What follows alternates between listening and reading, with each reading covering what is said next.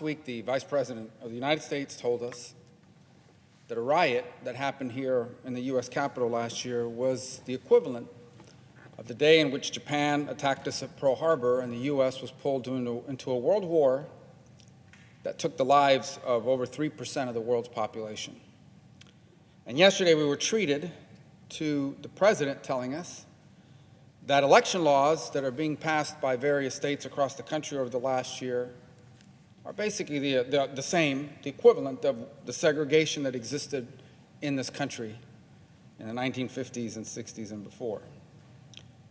Now look, if your daily routine is to wake up in the morning and turn on MSNBC as you ride your Peloton, and then you go on Twitter as you're drinking your caramel macchiato, and then you're reading the New York Times as you're eating your avocado toast, I imagine all this makes perfect sense to you. After all, for these people, they believe this ridiculous narrative that every Republican is an insurrectionist, probably a racist, wants to overthrow the U.S. government, and wants to destroy democracy.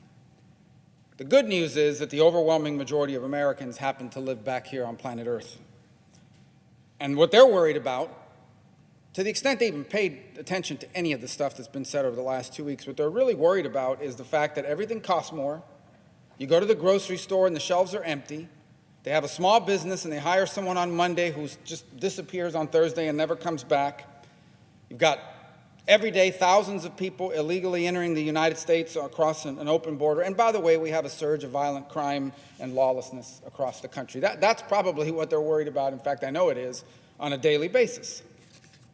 But to the extent they've paid attention to any of this, let me tell you something. First of all, I think almost everyone would tell you that what happened on January 6th here was a terrible thing. It should never have happened, and it should never happen again.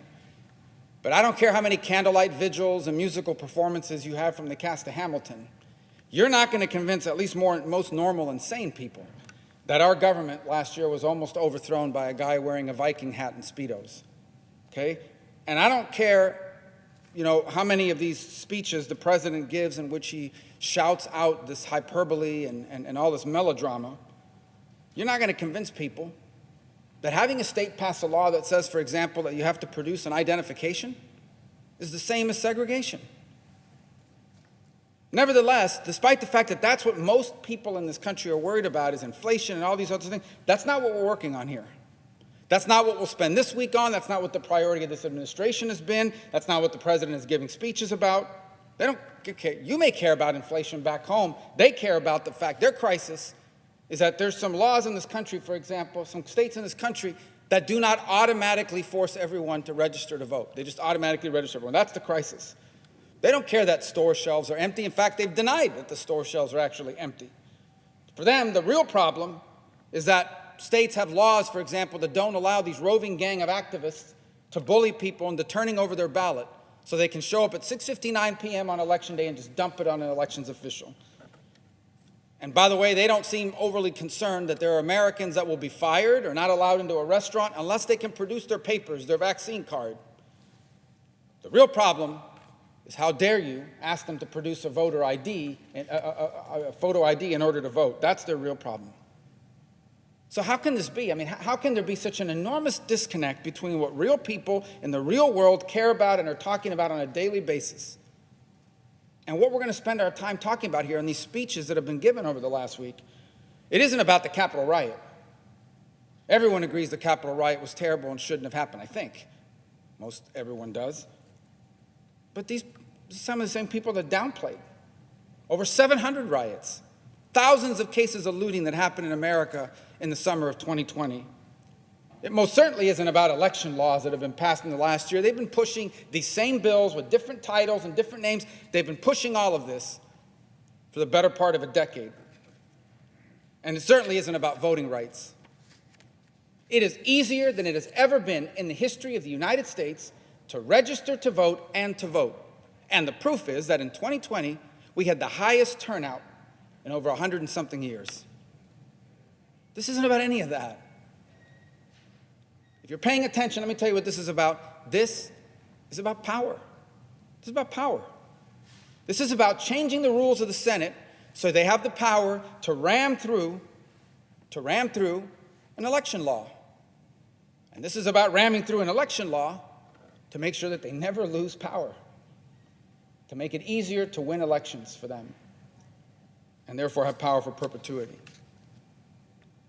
You want to talk about defending democracy? Let's talk about the Americans, real people, who are afraid to donate to a political campaign, to put a bumper sticker on their car, to tell people who they voted for. They're afraid because they don't want to get canceled, they don't want to get boycotted, they don't want to get harassed. So they're afraid. They want to get smeared. We want to talk about totalitarianism? Let's talk about the fact that the Attorney General of the United States has said, let's go after some of these parents complaining at school boards and treat them as domestic terrorists. And listen, if you want to talk about segregation, then let's talk about a system of education that is both separate and unequal, divided between the people who can afford to spend $50,000 or $60,000 a year to send their kids to a fancy school where they get SAT tutoring and they get all kinds of advantages, and the thousands, no, millions of American parents that are Hispanic and African American and others who have no choice whatsoever as to where their kids go to school. They have no voice. They have to send their kids to the school the government tells them. These people don't care about any of this because it's about power. It's not just the power to change election laws.